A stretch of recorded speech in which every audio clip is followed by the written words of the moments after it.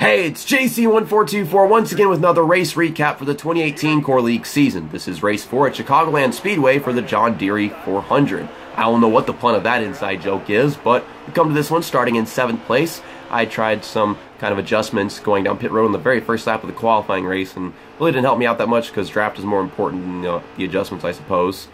Dale Reynolds hits the apron in the very first turn of the race. I've known this guy for 3 years. He's like the best freaking racer in the whole wide world. But really, Dale? I talked to him after the race, and he was like, that was the most embarrassing thing I've done in a long time. Just, online, sim racing, league racing, anything like that. And, for some reason, my teammate Winval checked up at the start right here, and I decided I was going to not keep it 3 wide. I was going to have to go ahead and pass him. But we had the outside this time, and I prefer the inside, but on the outside, you don't have to worry about crashing into people that are hitting the apron, but no one did that this time, so it's like I'm never in the perfect place for a scenario. We got a run on Cody H Gaming down the backstretch on the outside, so I was going to try diving down the bottom and finishing the pass, but it's kind of sitting in that middle lane, but we were able to just pull back down in front of them after we finished the corner. So we had ourselves a few green flag laps of racing. It's just Dale ranked the whole field at the start of the race, so we had to give that another go. Now that was only the first caution. We had a few more, let's say in like the first few laps of the race, and things went green pretty much for the remainder. Peeking to the inside on IDK player right here, and he was, not going to let me just pass just like that. So I decided I was gonna wait.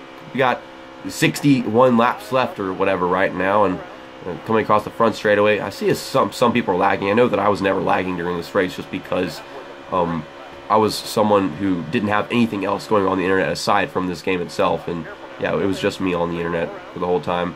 So we got past IDK player. Something happened to What If Racing right here. He was kind of stuck on the apron a little bit. I think someone knocked him down there. It might have been Eric or Michael Marugs. And Eric, he had lots of lag. He was one of the main people that was causing lag out there. I think there might have been a little from Raw Gator, but mostly Eric. It did cause a wreck in a little bit. You see, Michael Marugs and Ed Soundhead got sent back, and that had to be because of Eric. But yeah, now we're in 4th place. It's like, if I can get to the lead, when you got to worry about any cautions, which I doubted at the time, we're probably going to have a bunch of cautions. That's what my guess was. We can get to the lead. We could just dominate this thing from here on out. But yeah, Eric is trying to put on a block, but he decides to let me to the bottom. And then his lag tosses me into the inside. I get all loose. I'm trying to keep it onto the apron, but at that point I realized that this car was going back onto the track no matter what. So I tried going from the bottom to the top without hitting anybody, and I got split by Ed and IDK, but Darian crashed into me, and from that point on, Darian was just very pissed at me like all race long just because of that situation. And I get it. It looked really stupid, and I just didn't feel like there was much else that I could do in that situation. But I decided to take a pit stop whenever this caution came out. That actually wasn't the cause of that caution. It was Eric up ahead. He did something again, and people were getting tossed in the graphs and stuff. But yeah, I made some adjustments, taking the tire pressure to 45 and then the wedge to 48.7. Or the tire pressure was just the right size, not all tires, of course, because, leaning on them right sides. So we come to another restart. Can we get to the end of this race, just green flag racing? No, Michael Marugs decided to make it 3 wide, 3 start, and that just killed everybody behind us again. Get the manual transmission, and you want to take advantage of that, just pass everybody in front of you that's on automatic and stuff. But still, why bother? We got freaking 45 laps left in the race or something, 50 laps, whatever it is. So here we go again. Can we do it this time? You're about to find out. But so we come to this restart. I think 11th place or 13th place, something like that, just because of the wreckage and everything. But yeah, they're going 3 wide up ahead of us. You see Darian in the middle, and you got Caleb Hoffman on the outside, and he's just getting ping-ponged with What Incarnation there. I hit the brakes really hard in this situation because I was trying not to run What Incarnation over and just really finish the wreck up, but I still just went driving into him. I should have tried avoiding him, but I didn't know what to do because, yeah, that's my weakness, is just wreck avoidance. It's like there could be a wreck and I could just make it worse because I just suck that bad. I'm better at racing, not wrecking, okay? Some people might disagree with that. And then What Incarnation, I don't know if he hit the apron or what, but he just wrecked the whole field behind us again. But that wasn't a caution. And yeah, that was it for cautions in the race. It took us 18 laps to just get to all green flag racing, but there you have it. We're in 8th place. The leaders are all in front of me, and I know that my car is really fast from what happened in practice, just dominating both races, but not realizing that the tank doesn't last all the way to 31 laps like it says. It only goes 28 laps. So I was all prepared to this race, know when to take a pit stop and everything. There's only be one more pit stop for the rate of the race, of course, just because we've got, I think, a total of 47 laps to go. So I'm running 4th place. We got a great battle for the top 5 right here. Might as well just keep on showing this until, you know, things start going down. But yeah, we had some situations, you know, contact here and there, and people racing each other too hard. But at this point, I'm like, I know that once I get to the lead, I should be able to pull away from all these guys because my car is just that good at this point. What If Racing, to my belief, never actually pitted when any of those cautions came out. And I don't think Brenda did either. I got underneath What If Racing a little bit. I didn't want to go running him over, but I was like, okay, we'll get underneath him, and you didn't want to allow that, so I got sucked on the apron. Lost a little momentum, but nothing too bad. It's like, okay, JC, calm down, be patient. I'm like, I'm trying to hold my horses. I'm like, I know I can win this race, but let's not rush anything. I feel like that was the second time that I did that here, and I think I did it like one more time, but I don't think I could have taken the blame for it. We got Michael Marugs, Brendan, What If Racing, and Ed Soundhead along with me in the top 5, and I'm actually kind of sick right now. Like, I'm stuffed up and I'm trying to talk, and it's like bubbles are happening in my nose, and they're like, stop it, that's uncomfortable, please. I got a video to record. Come on, nose, don't do this to me. I don't know what happened to Brendan up there, but he lost a bunch of momentum on the outside, and I was like, okay, this is our chance. We got a big run on Michael Marugs. It's like, we're not going to pass him just yet, but he started peeking his nose underneath What If Racing right here, and I think What If clipped him. That sent him into the apron, and that got me knocked into the outside wall by Ed Soundhead. I'm like, okay, this is not too bad. It could have been much worse. Could have been a caution, a wreck, and everything. But fast forward it, you can see right now, I'm not kidding. I was the fastest driver on the track. I'm not just talking about these 3 guys in front of us. Of course, their racing might slow them down, but they also have the draft, so they could be faster. But I mean, I think because of my adjustments and, you know, just how much I love this track, it's like my favorite one on the entire schedule and everything, that I was actually faster than everyone today, not just these guys. And if you see What If Racing up there, we've closed on him a little bit as well, but you'll see once we get past these 3 guys that it's really just me right now. I was the fastest out there. I mean, even after the race, I found out that I had the fastest lap time too. So Ed Soundhead didn't give me too much problem. He let me go. We've got Michael Marugs and Brendan Littell still racing it out. Just lots of green flag racing. This was one of the main reasons why this is my favorite race that we've run this season. Not because of where I finished or, you know, just the racing itself. It really just did have everything. Like, it had great racing, had some cautions and wrecks, it had some idiots. I can include myself in that one, that category. So finally got another run on Michael Marugs. He left the bottom open, so I was heading on in there. He didn't really keep the door wide open, so I was trying to avoid hitting the apron or Michael Marugs, and I felt like it was going to be one or the other in that place. And yeah, I bumped into Michael Marugs, and that kind of lost Brendan some momentum. I think Ed Soundhead as well. Some people, they give me lots of room whenever I get underneath them, and other people, it's like, you know, they're going to try to keep me from completing the pass once they get down there, and it's like, I don't know if I'm just being too aggressive, or they're just not being courteous enough, or it's just both, or what. But yeah, I just sped it up. We're tracking down What If Racing. You could say it was the draft, but at first I didn't have it, so yeah, I mean, I'm faster than him as well. So right there behind him, and this is where I finally made that pass to the lead. This is the first time in the season where I'm going to lead a lap on speed, not because of pit strategy or something, because that happened to me whenever we were at Michigan, I believe, maybe not, and of course at Daytona, the very first race of the season, I stayed out for an extra lap, and I got a lap led there. So we're right there behind What If Racing. He's sliding up, so he's let me complete this pass finally. I'm getting underneath him. I think he was intending, he was like, JC's catching me, I'm going to have to let him go. I think that's what his mindset was, because the other drivers, like, I catch up to them, and they don't give me that much room. They kind of challenge me for it, and it's like, I don't know if we should be even bothering to do it at this point. It's like, if someone's faster than you, then just let him go or what. But yeah, there we go. The first lap that I've led of this season with no pit strategy.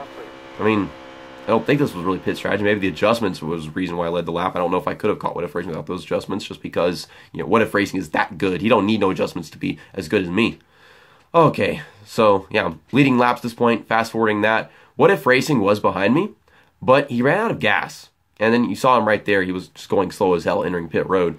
And I think what happened was, you know, he just never took his pit stop during all those cautions, and that's what happened.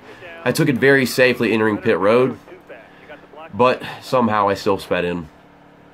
I was so angry with myself. I was so frustrated. Like, my head was in my hands and everything. Like, I just threw the whole freaking race away. Like, this race was mine to win. All I had to do was enter pit road fine. I would have made it to the end on field because I pitted with, like, 27 laps to go or whatever. So that made my pit stop 15 seconds longer. You see, it says 31 seconds, and a regular pit stop is like 15, 16 seconds. And to make it even worse, I come off pit road. What Incarnation gets on the track like in between turns 1 and 2, and he gets collided with by Rawgator, I believe. He comes back down the track, and I'm just trying to keep it on the apron because I think he's staying up there, but no, that sends me into the inside wall. I'm just thinking to myself, this wouldn't have happened if I hadn't sped into pit road. I wouldn't have been in this position on the track.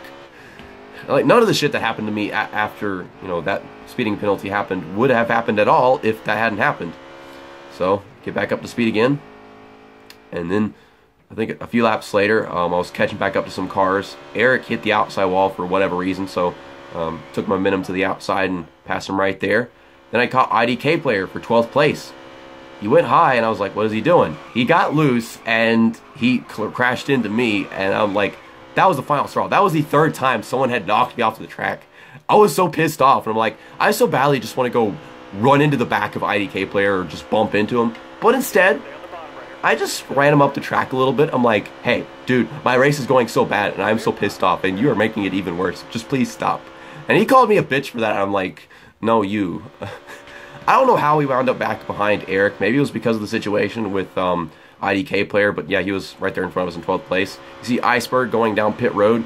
Yeah, a bunch of people, more than expected in my perspective, actually couldn't make it to the end just because of when they pitted at the beginning of the race during the cautions. But we got 2 laps to go. I've caught up with What If Racing again because he ran out of gas, like right around the time pit stops were starting to begin in the green flag run.